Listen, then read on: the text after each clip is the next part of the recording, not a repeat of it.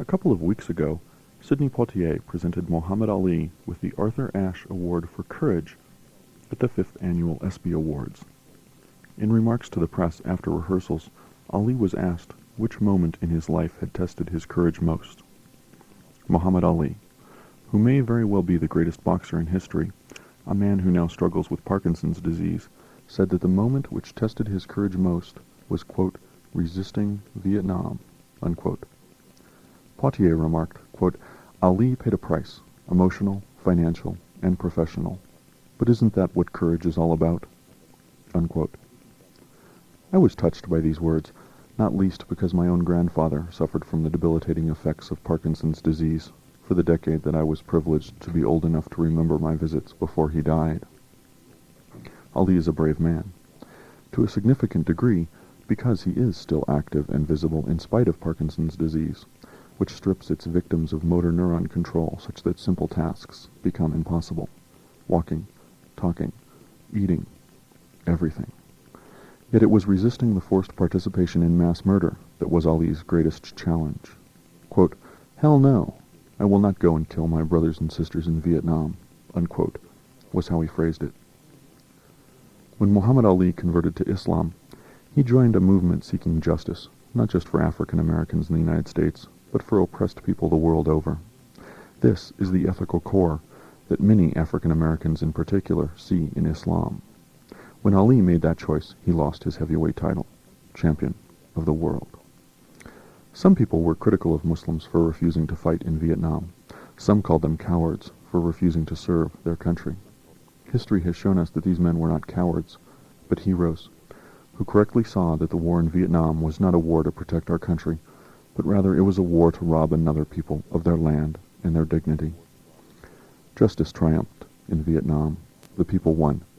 The Vietnamese people, and all those who fought a different kind of war to resist the terrorism of American imperialism won. Islam made Muhammad Ali a hero. 3 decades after Cassius Clay became Muhammad Ali, Benjamin Chavez, former head of the NAACP, has become Benjamin F. Chavez Muhammad. Last week, Chavez announced his conversion to Islam and his joining of the Nation of Islam. Many people are perplexed by the Nation. The Nation of Islam is an American variant of Shia Islam, which focuses on black separatism and a philosophy of African superiority. The Nation of Islam continues on in spite of the fact that the original leadership, in the son of the founder, renounced black separatism and moved the original group toward traditional Islamic belief. The Nation of Islam today is a splinter group of the original Nation of Islam, most widely known as the organizational home of Malcolm X.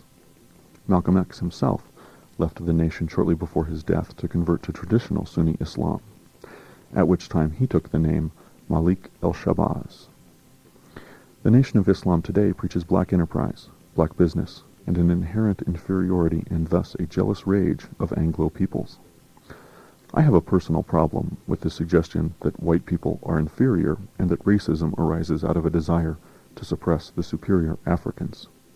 First, it is simply absurd to suggest that minor genetic differences between races could lead to superiority or inferiority within a single species, human species or any other.